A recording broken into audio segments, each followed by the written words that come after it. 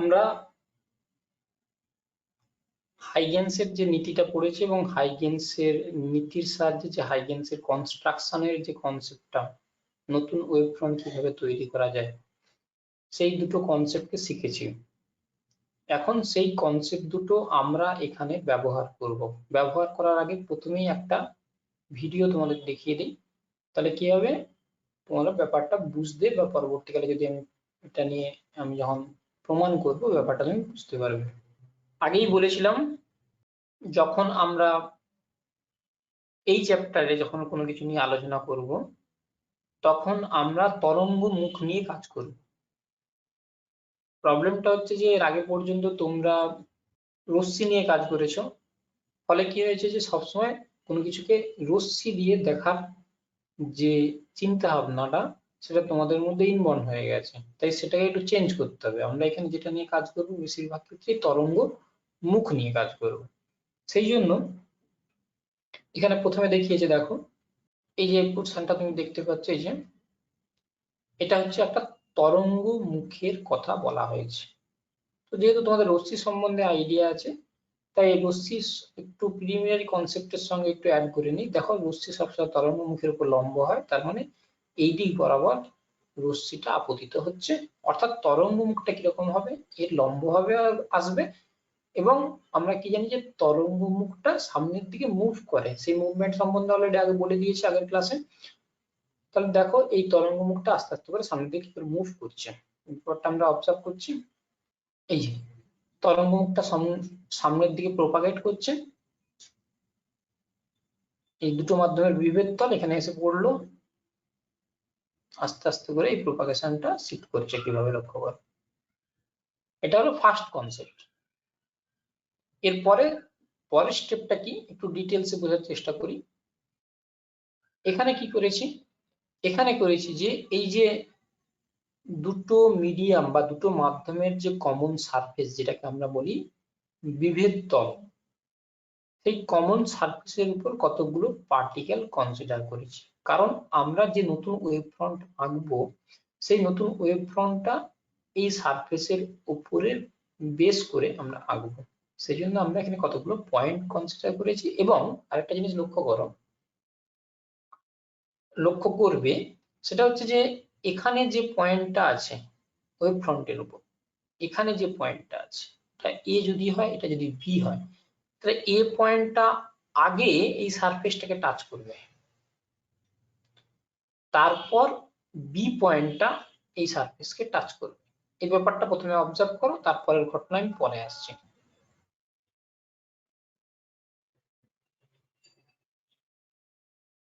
দেখো এই জায়গায় এখানটায় লক্ষ্য করো, অলরেডি এখানটায় টাচ করে গেছে, কিন্তু এই পয়েন্টগুলো এখনো এখানের কোনো বিন্দুতে টাচ করেনি।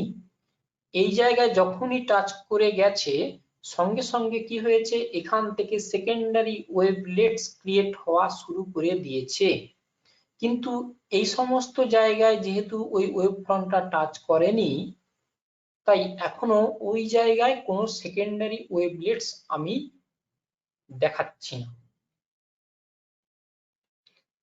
এর পরের স্টেপটা অবজার্ভ করো।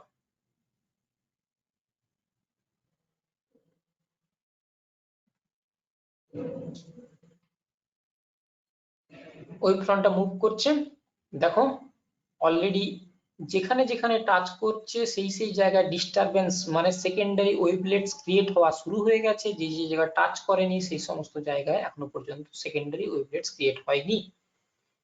এখন দেখো এখানে যেহেতু ডিস্টারবেন্স অনেক আগে শুরু হয়ে গেছে, তাহলে এখানে অলরেডি ওয়েভ ফ্রন্টটা মুভ করা শুরু করে দিবে।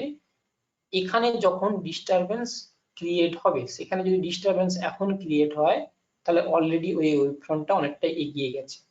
তবে এখানে যখন সেকেন্ডারি ওয়েভলেটস এখানে আছে, এখানে কিন্তু অলরেডি ওয়েভ ফ্রন্টটা সামনের থেকে অনেকটাই এগিয়ে যাবে। এই ব্যাপারটা আমাদের বুঝতে হবে। তো দেখো এই ব্যাপারটা আমরা কিভাবে অ্যানিমেশনের সাথে দেখছি।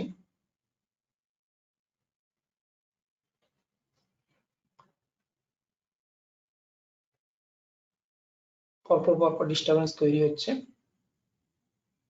তো এখানে একটা পয়েন্ট ধরে নিই, এখানে একটা পয়েন্ট ধরে নিই, একটু অবজার্ভ করো। এই যে পয়েন্টে ডিস্টারবেন্সটা এখন তৈরি হয়েছে, এখানে যে ডিস্টারবেন্সটা তৈরি হয়েছিল সেই ডিস্টারবেন্সটা ওই সময়ে এতটা প্রোপাগেট করে গেছে। তাহলে এই সময়টাতে যদি আমি ওয়েভ ফ্রন্ট আঁকতে চাই, তার মানে কি করতে হবে, আমাকে এখানে কোনো একটা পয়েন্ট আর এখানের পয়েন্টটা, এটা যদি আমি যোগ করে দেই, এই যে কমন সারফেসটা হবে, এটা হবে আমার রিফ্লেক্টেড ওয়েভের ওয়েভ ফ্রন্ট। ক্লিয়ার? তাহলে এই ব্যাপারটা এখানে মেন বিষয়বস্তু। দেখো এই যে রিফ্লেক্টেড ওয়েভটা প্রোপাগেট করছে এরকম করে, এটা রিফ্লেক্টেড ওয়েভ, এটা নেক্সট টাইমে প্রোপাগেট করলো, তারপর সামনের দিকে প্রোপাগেট করছে।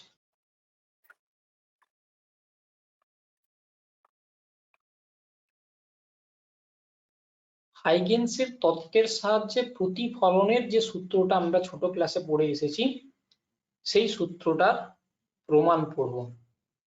এতদিন ধরে তোমাদের কেবলমাত্র সূত্রটা পড়ানো হয়েছে, যে সূত্রটা কি সেটা পড়েছো, কিন্তু কোনোদিন মনে প্রশ্ন জাগেনি যে সূত্রটা অ্যাকচুয়ালি প্রমাণ আছে কিনা আদৌ, না শুধুমাত্র মনে রাখতে হয়। এর প্রমাণ আছে, সেই প্রমাণটা করার জন্য তোমরা এখন রেডি। তোমরা তরঙ্গ শিখে নিয়েছো, হাইগেন্সের তত্ত্ব শিখে নিয়েছো, এরপর আমরা সেই সূত্রটা আরামসে প্রমাণ করতে পারবো।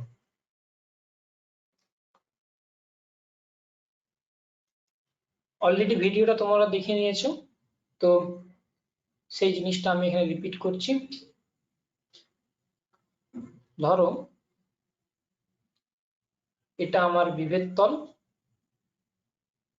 এই বিভেদ তলের উপর একটা তরঙ্গ মুখ এ বি এসে আপতিত হয়েছে। বা ভিডিওটা তুমি কি দেখলে, দেখলে যে এ পয়েন্টটা অলরেডি ওই সারফেসটাতে অনেক আগে টাচ করবে, তারপর বি পয়েন্টটা এসে ওই সারফেসটাকে টাচ করবে।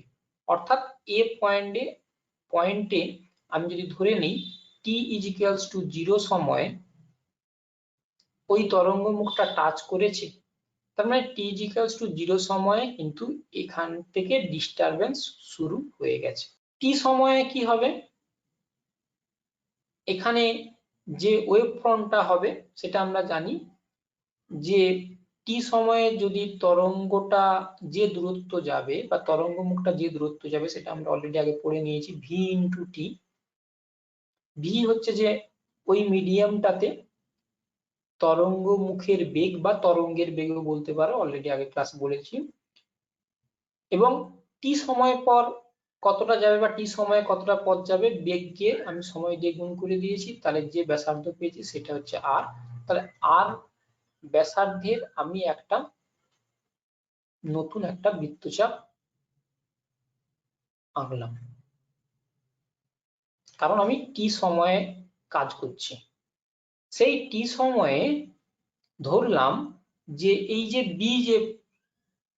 বিতে যে ডিস্টারবেন্সটা আছে, এই বিটা কি করছে এখানে গেল। তাহলে এই বি পয়েন্টটা ধরো এই পয়েন্টে যখন টাচ করেছে সেই সময়টা কত সময়, না টি সময়। তার মানে এখান থেকে এই পয়েন্টটা, এই দূরত্ব কত, এই দূরত্বটা আমি বলতে পারি ভি ইন্টু টি। টি সময়ে এ বিন্দু থেকে যে তরঙ্গ মুখটা তৈরি হয়েছে সেই তরঙ্গ মুখটা এরকম দেখতে, আর ওই টি সময়ে এখানে জাস্ট ডিস্টারবেন্স শুরু হয়েছে। তাহলে এই সারফেসটা আর এই পয়েন্টটা যদি আমি যোগ করে দিই, এটাই এখন হবে আমার প্রতিফলিত তরঙ্গ মুখ। এখানে দেখো আপতিত তরঙ্গ মুখ হচ্ছে এটা,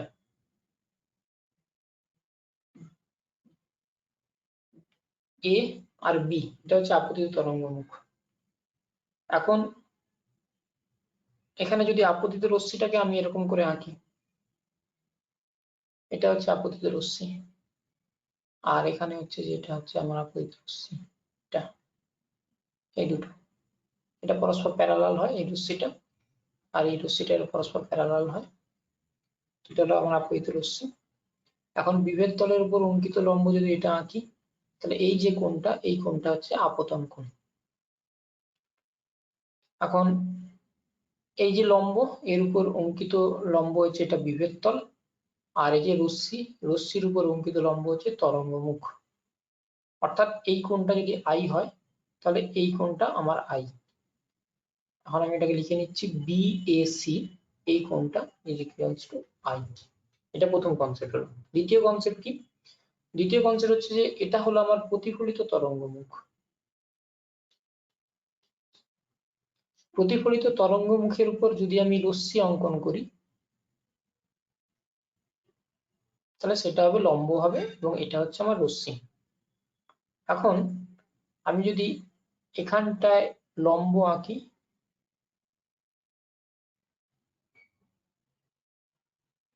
এই কোণটা তো আমার আপতন কোণ আর এই কোণটা তো আমার প্রতিফলন কোণ। এখন দেখো এই যে বিভেদ তলের উপর অঙ্কিত লম্ব হচ্ছে এটা, আর এই যে আমার প্রতিফলিত তরঙ্গ মুখ আছে, প্রতিফলিত তরঙ্গ মুখের উপর অঙ্কিত লম্ব হচ্ছে এটা। তাহলে এই দুটোর মধ্যবর্তী কোণ যদি আই হয়, আর হয়, তাহলে এই কোণটা আমার হচ্ছে আর, অর্থাৎ D C A is equals to R. এই হচ্ছে প্রথম কনস্ট্যান্ট, এটা হলো স্টেপ ওয়ান। স্টেপ ওয়ানে আমরা কি শিখলাম? যে আই আর আর এই কোণটা আপতিত তরঙ্গ মুখ আর প্রতিফলিত তরঙ্গ মুখ কিরকম ভাবে করে সেটা আমরা জানলাম। তাহলে আমরা কি পেলাম? এই কোণটা পেলাম আই, আর এই কোণটা পেলাম আর, সেটাই আমরা এখানে বলেছি। এবার আমি প্রমাণ করার সময় দুটো ত্রিভুজ নিয়ে নেব। স্টেপ টু কি করব? ত্রিভুজ দুটো কি কি ত্রিভুজ? ত্রিভুজ এ ডি সি, এই ত্রিভুজটা। আরেকটা কি? ত্রিভুজ এ বি সি, এই ত্রিভুজটা। এই দুটো ত্রিভুজের ক্ষেত্রে প্রথম যে কনসিডার করব সেটা হলো এই কোণটা, এটা আর এটা 90 ডিগ্রি। কেন বললাম? দেখো আমার আপতিত তরঙ্গ মুখটা কোনটা? এটা। তাহলে আপতিত তরঙ্গ মুখের উপর যদি লম্ব আঁকি সেটাই হচ্ছে রশ্মি, তাহলে এটা হলো রশ্মি। যদি রশ্মি হয় তাহলে এটা হচ্ছে আমার 90 ডিগ্রি কোণ হবে।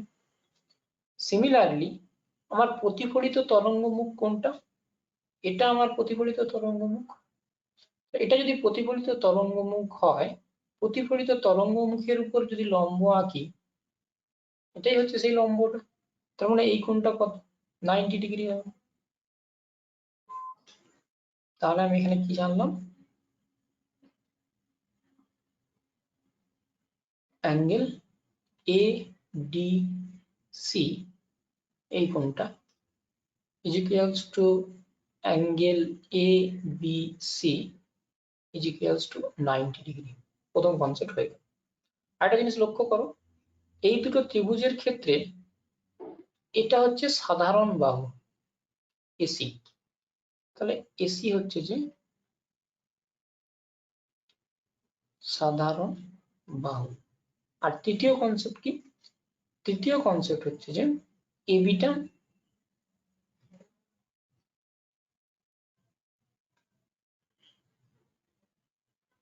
আপতিত তরঙ্গ মুখ। তাহলে এই তরঙ্গ মুখ থেকে এখানে যে ডিস্টারবেন্সটা ছিল সেই ডিস্টারবেন্সটা এখান থেকে এখানে পৌঁছেছে কত সময়? টি সময়। তরঙ্গের বেগ যদি ভি হয় তাহলে এখান থেকে এই দূরত্বটা, এটাকে আমি বলতে পারি V into T. BC is equals to কি পেলাম? ভি ইন্টু টি হয়েছে। এটা একটা। এবার দেখো এখানটায় যে ডিস্টারবেন্সটা টি ইজ ইকুয়ালস টু 0 সময়ে তৈরি হয়েছিল সেটা টি সময়ে একটা দূরত্ব যাবে। সেই দূরত্বটা কত? এতটা। তার মানে AD is equals to V into T, অর্থাৎ এটা এডির সঙ্গে সমান আমি লিখে নিতে পারি। তাহলে দুটো ত্রিভুজ আছে, সেই দুটো ত্রিভুজের কোণ বাহু কোণ, এই প্রপার্টি থেকে আমরা কি বলতে পারি যে এই ত্রিভুজ দুটো সর্বসম। এখন যদি এই ত্রিভুজ দুটো সর্বসম হয় সেক্ষেত্রে আমি বলতে পারি যে এই ত্রিভুজের এই কোণটা অর্থাৎ angle BAC is equals to এই ত্রিভুজটার এই কোণটার সঙ্গে সমান অ্যাঙ্গেল ডিসিএ। এবং দেখো লক্ষ্য করো বিএসি কত নাম দিয়েছি আই, আর ডিসিএ কত নাম দিয়েছি আর, অর্থাৎ আই ইজ ইকুয়ালস টু আর। আপতন কোণ প্রতিফলন কোণের সঙ্গে সমান হবে, এটা প্রথম প্রমাণ। এরপর সেকেন্ড যে প্রমাণটা করব সেটা এরকম, দেখো এখানে যা কিছু আমরা প্রুফ করছি কি কিরকম না, একটা সারফেসের উপর, সারফেসটা একটা প্লেনে আছে। তোমার খাতার তলে যদি আঁকো তাহলে খাতার তলটা, বা বইয়ের তলে যদি থাকে তাহলে বইয়ের তলে যে ছবিটা আছে সেই ছবিটা। তাহলে দেখো এখানে বিভেদ তলের উপর অঙ্কিত লম্ব সেটা এই প্লেনে আছে। সিমিলারলি এই যে তোমার আপতিত রশ্মিটা আছে, আপতিত রশ্মির উপরে যদি লম্ব আঁকো সেটাও এই প্লেনে আছে। আর এর পরবর্তীকালে এর উপর যদি প্রতিফলিত রশ্মি যদি এটা হয়, তাহলে প্রতিফলিত রশ্মিটাও এই প্লেনটাতেই আছে। অর্থাৎ এখানে আমি বলতে পারি আপতিত রশ্মি, প্রতিফলিত রশ্মি এবং আপতন বিন্দুতে অঙ্কিত অভিলম্ব তিনজনেই একই সমতলে আছে, যেটা ছিল আমার প্রতিফলনের দ্বিতীয় প্রমাণ। এই দুটো বললে তবেই কমপ্লিট প্রমাণ হয়। এই হলো তোমার হাইগেন্সের নীতির সাহায্যে প্রতিফলনের সূত্রের প্রমাণ।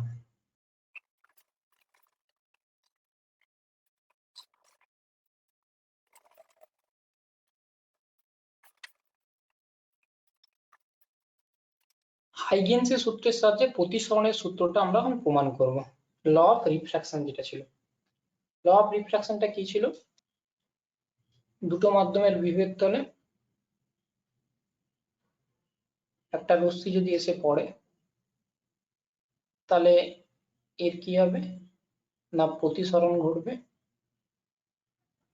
এবং এটা হচ্ছে যে যদি তোমার আপতন কোণ হয়, এটা যদি তোমার প্রতিসরণ কোণ হয়, এটা যদি প্রথম মাধ্যম হয় প্রথম মাধ্যমের প্রতিসরাঙ্ক যদি μ1 হয়, এটা যদি দ্বিতীয় মাধ্যম হয় দ্বিতীয় মাধ্যমের প্রতিসরাঙ্ক μ2, প্রথম মাধ্যমে তরঙ্গের বেগ v1, দ্বিতীয় মাধ্যমে তরঙ্গের বেগ v2, এরকম যদি সিচুয়েশন দাঁড়ায় তখন আমরা একটা জিনিস দেখব কি না μ1 sin i is equals to μ2 sin r, এটাকে বলা হয় স্নেলের সূত্র অথবা প্রতিসরণের প্রথম সূত্র। আর দ্বিতীয় সূত্রটা কি ছিল, দ্বিতীয় সূত্রটা ছিল বিভেদ তলে অঙ্কিত অভিলম্ব আপতিত রশ্মি এবং প্রতিসৃত রশ্মি একই সমতলে থাকে। এই দুটো সূত্রের প্রমাণ আমরা করব। তার আগে একটা ভিডিও দেখে নিই। এখানে এটা লক্ষ্য করো, আপতিত তরঙ্গমুখ যাচ্ছে, এটার প্রতিফলন ঘটলো, এটা অলরেডি আমরা দেখে নিয়েছি। এর পরের স্টেপটা দেখা যাক। তরঙ্গমুখটা আপতিত হচ্ছে এবং এই জায়গাটা একটু অবজার্ভ করো, যখনই এখানটায় কোনো ডিস্টারবেন্স এলো বা তরঙ্গমুখটা যখন এখানটায় টাচ করলো সঙ্গে সঙ্গে এখানে যে তরঙ্গমুখটা তৈরি হচ্ছে সেই তরঙ্গমুখটার একটা কালার এইদিকে দেখানো হয়েছে, আরেকটা কালার এইদিকে দেখানো হয়েছে। এটা কি ইন্ডিকেট করছে দুটো আলাদা আলাদা কালার কেন? কারণ এখানে মাধ্যম এক রকমের, এখানে মাধ্যম আরেক রকমের। তার মানে এটা অসমসত্ব মাধ্যম। অসমসত্ব মাধ্যমে অলরেডি আমি বলে দিয়েছি যে তরঙ্গ মুখের কি হবে, বেগ বিভিন্ন দিকে বিভিন্ন হয়। তার মানে এই যে মাধ্যম, এই মাধ্যমে বেগ একরকম হবে, এই মাধ্যমে বেগ একরকম হবে, অর্থাৎ তরঙ্গ মুখটা কি করবে, আলাদা আলাদা হবে। এই জন্য দুটো আলাদা আলাদা কালার দিয়ে দেখিয়েছি এখানে। আর দ্বিতীয় মাধ্যমে যখন তরঙ্গ ঢুকছে মানে কি, তরঙ্গ মুখটা প্রতিসরণ ঘটছে, এটা আমরা অলরেডি জানি। তাহলে প্রতিসরণের ক্ষেত্রে আমরা করব কি, এই লাল রঙের যে তরঙ্গ মুখগুলো আছে সেইগুলোকে আমরা অবজার্ভ করব। তো দেখা যাক কি ঘটনা ঘটে। এই যে আপতিত হচ্ছে, প্রতিটা জায়গা থেকে ডিস্টারবেন্স তৈরি হচ্ছে। আচ্ছা, এখানে আরেকটা কথা বলে দিই, সেটা কি, দেখো তুমি যে কোনো পয়েন্ট নিতে পারো, ধরো আমি এই পয়েন্টটা নিয়েছি। এই পয়েন্টের ক্ষেত্রে এখানে দেখো এই যে তরঙ্গ মুখটা এঁকেছি নীল রঙের, সেটার যে ব্যাসার্ধ আর ছোট লাল রঙের নিচে যেটা এঁকেছি তার ব্যাসার্ধ আলাদা। অর্থাৎ গোলকের যে সাইজ বা আকার দুজনের ক্ষেত্রে আলাদা। কেন আকার আলাদা? কারণ আমরা এখানে যে ব্যাসার্ধ নেই, সেই ব্যাসার্ধের পরিমাপ কত হয়, ভি ইন্টু টি হয়। এখন যেহেতু এটা মাধ্যম মিউ1, এই মাধ্যম মিউ2, তো মিউ এর সঙ্গে ভি এর একটা সম্পর্ক আছে, ঠিক? তো সেই সম্পর্ক অনুযায়ী মিউ এর সঙ্গে ভেলোসিটির, মিউ1 মাধ্যমে যদি ভেলোসিটি ভি1 হয়, মিউ2 মাধ্যমে যদি ভেলোসিটি ভি2 হয়, তবে দুটো আলাদা আলাদা ভেলোসিটির জন্য কি হবে, রেডিয়াসের মানও আলাদা আলাদা হবে। তার মানে একই সময়ে আলাদা আলাদা দুটো গোলক তৈরি হবে। তাহলে ওই জন্য কি হয়েছে, এখানটায় যখন কাজ করেছি তার প্রথম মাধ্যমে গোলকটা এটা হয়েছে, কিন্তু দ্বিতীয় মাধ্যমে গোলকটা এটা হয়েছে। আলাদা আলাদা ব্যাসার্ধের দুটো গোলক নিয়েছে। কি জন্য না, দুটো মাধ্যমে স্পিড আলাদা আলাদা হয়েছে বলে। এই জিনিসটা কিন্তু ক্লিয়ারলি বুঝতে হবে। তো দেখা যাক এরপরে।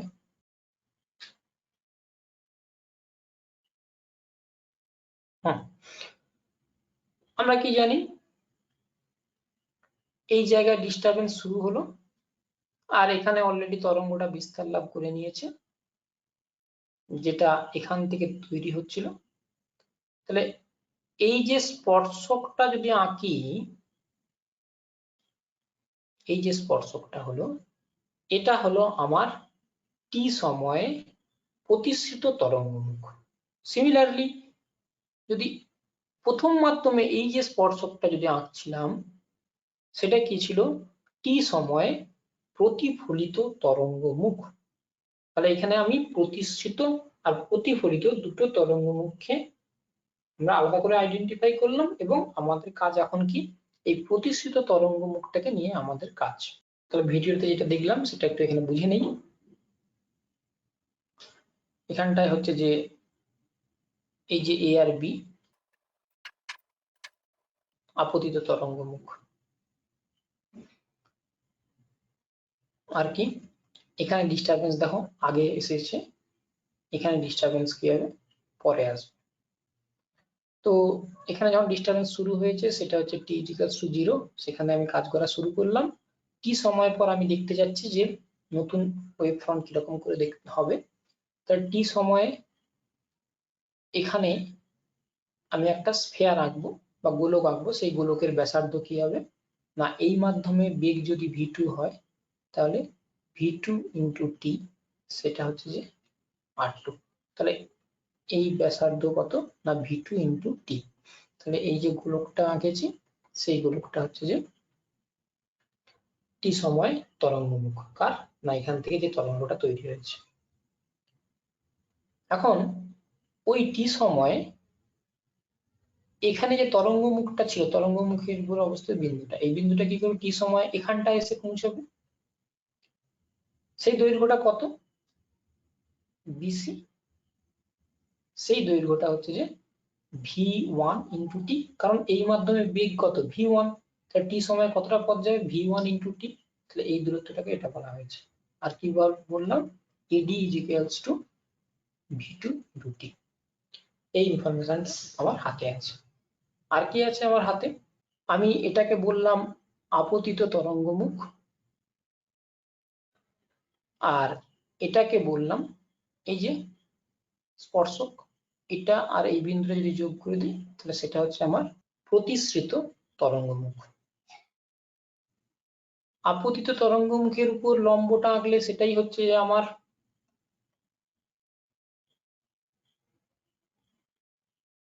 আপতিত রশ্মি, এটা হবে আমার সেই আপতিত রশ্মি। এটা লম্বের সঙ্গে একটা কোণ করেছে, সেটা হচ্ছে আই, তো এটা হয়ে গেল আমার আপতন কোণ। আচ্ছা, একই জিনিস আগের মতোই, এই যে লম্ব আছে এই লম্বটা বিভেদ তলের উপর অঙ্কিত লম্ব, আর এই যে রশ্মিটা আছে এই রশ্মিটা আপতিত তরঙ্গমুখের উপর অঙ্কিত লম্ব। তার মানে এই কোণটা যদি আমার আই হয় তাহলে এই কোণটা আমার আই। প্রথম কনসেপ্ট ক্লিয়ার। দ্বিতীয় কনসেপ্ট হচ্ছে যে প্রতিসৃত তরঙ্গমুখ হচ্ছে এটা, প্রতিসৃত তরঙ্গমুখের উপর অঙ্কিত লম্ব সেটা হচ্ছে আমার প্রতিসৃত রশ্মি, এটা আর এখান থেকে বেরিয়ে যাবে সেটা হচ্ছে এরকম করে এটা। তাহলে একটু লক্ষ্য করো, এটা হচ্ছে যে এটা লম্ব, এই লম্বটা এটা লম্ব পরস্পর মধ্যবর্তী কোণ, আর এটা হচ্ছে আমার প্রতিসৃত রশ্মি, সেই প্রতিসৃত রশ্মির উপর অঙ্কিত লম্ব হচ্ছে আমার এটা। তাহলে এই কোণটা যদি আমার আর হয় তাহলে এই কোণটা আমার আর হবে, কারণ এটাও ছিল একটা আর এটা একটা ছিল, এদের মধ্যবর্তী কোণ, এটা কি হলো আর। এটা ক্লিয়ার? তাহলে আমরা এখানে কি করলাম যে আগে যেটা আমরা জানতাম যে রশ্মির সঙ্গে আপতন কোণ এবং রশ্মির সঙ্গে প্রতিসরণ কোণ, সেটাকে আমরা শিফট করে কোথায় নিয়ে চলে গেলাম, তরঙ্গ মুখের সঙ্গে আপতন কোণ। এটা হচ্ছে আপতন কোণ, এটা হচ্ছে তরঙ্গ মুখ, সেটা হচ্ছে বিভেদ তলের সঙ্গে যে কোণটা করে। সিমিলারলি প্রতিসৃত তরঙ্গমুখ বিভেদ তলের সঙ্গে যে কোণ করে সেটাকে বলছি আমরা প্রতিসরণ কোণ। এই দুটো কোণকে আমরা ডিফাইন করে নিলাম আইআর। Step 1 complete. এরপর আসছে স্টেপ 2, অর্থাৎ স্নেলের সূত্রের প্রমাণ। স্নেলের সূত্রে প্রমাণ করার জন্য আমাকে দুটো ত্রিভুজ ধরে নিতে হবে আগের মতোই। ত্রিভুজ এ বি সি, আরেকটা ত্রিভুজ ধরে নিচ্ছি ত্রিভুজ এ ডি সি। এই দুটো ত্রিভুজের ক্ষেত্রে প্রথমে কি দেখব, দেখো এডি কে আমি কি বলেছি, প্রতিসৃত রশ্মি, এটা হচ্ছে তরঙ্গমুখ, তাহলে তরঙ্গমুখ আর রশ্মির মধ্যবর্তী কোণ কত, 90 ডিগ্রি, অর্থাৎ angle A D C is equals to 90 degree. Similarly এটাকে আমি বলেছি আপতিত তরঙ্গমুখ, এটা হচ্ছে রশ্মি, রশ্মি এবং তরঙ্গমুখের মধ্যবর্তী কোণ 90 ডিগ্রি, ডেফিনেশনই আমার এটা, অর্থাৎ এটা হয়ে গেল এবিসি, প্রথম কনসেপ্ট। দ্বিতীয় কনসেপ্ট, দেখো তাদের মধ্যে সাধারণ বাহু ওই দুটো ত্রিভুজের সেটা হচ্ছে এসি, তাহলে এসি হচ্ছে তোমার সাধারণ বাহু। তৃতীয় কনসেপ্টটা বুঝতে গেলে আমাকে প্রথমে মিউ এর সঙ্গে ভি এর সম্পর্কটা জানতে হবে। সেটা কি না, μ1 by μ2 is equals to v2 by v1। এটা কিন্তু প্রতিসরাঙ্কের সঙ্গে বেগের একটা সম্পর্ক আমার হাতে আছে, তো এই সম্পর্কটাকে আমরা কাজে লাগাবো। এখন উপরের যে এই দুটো ত্রিভুজ যে নিয়ে নিয়েছি, এই যে দুটো ত্রিভুজ, এই ত্রিভুজটা আর এই ত্রিভুজটা, এই ত্রিভুজ থেকে কোনো ইনফরমেশন বের করতে পারি কিনা, এই দুটো ইনফরমেশন তো অলরেডি জেনে নিয়েছি, আরো কিছু ইনফরমেশন বের করতে পারি কিনা। সেটা কি ইনফরমেশন না, সাইন আই, সাইন আই মানে এই কোণটা আই, লম্ব বাই অতিভুজ, লম্বটা কত না বিসি, বাই অতিভুজটা কি এসি, বিসি বাই এসি অতিভুজ। Similarly sine R is equals to, এই ত্রিভুজটার ক্ষেত্রে লক্ষ্য করো, এই ত্রিভুজটার ক্ষেত্রে কি হবে, এটা হচ্ছে লম্ব আর এটা অতিভুজ, তার মানে এডি বাই এসি। এই দুটো ইনফরমেশন থেকে আমি এটা প্রমাণ করতে পারি। কি প্রমাণ? Sine I by sine R, এই রেশিওটা is equals to BC by AC into AD by AC. AC AC কেটে গেল, তার মানে বিসি বাই এডি। এখন বিসি বিসি সমান কি জানি? এই যে V1T, এডি সমান কি জানি? V2T। এটা আমি অলরেডি আগে প্রমাণ করেছি। তাহলে এই দুটো মান বসিয়ে দিই, V1T বাই V2T। এটা কেটে গেল, তো কি পাচ্ছি আমরা? সেটা হলো sine I by sine R is equals to V1 by V2। আর কি এখানটা একটা ইনফরমেশন পেয়েছি, V1 বাই V2 সমান এটা, তার মানে এটা আমি বসিয়ে দিই μ2 বাই μ1। এখান থেকে কি করলাম? μ1 sin i is equals to μ2 sin r। এই দেখো স্নেলের সূত্র আমরা প্রমাণ করে দিলাম। এটা হলো সেকেন্ড কনসেপ্ট। আরেকটা কি? আরেকটা হচ্ছে যে এখানে দেখো একই প্লেনে কাজ করছি, আপতিত রশ্মি এই প্লেনেই আছে, প্রতিসৃত রশ্মি একই প্লেনে আছে, আর বিভেদ তলে অঙ্কিত অবিলম্ব যে বিন্দুতে রশ্মি আপতিত হয়েছে সেই বিন্দুতে তারা প্রত্যেকেই কি আছে না একই প্লেনে বা একই তলে আছে। অর্থাৎ এটা হলো প্রতিসরণের দ্বিতীয় সূত্র। তাহলে এইভাবে আমরা হাইগেনস এর সূত্রকে কাজে লাগিয়ে প্রতিসরণের সূত্র দুটো প্রমাণ করলাম।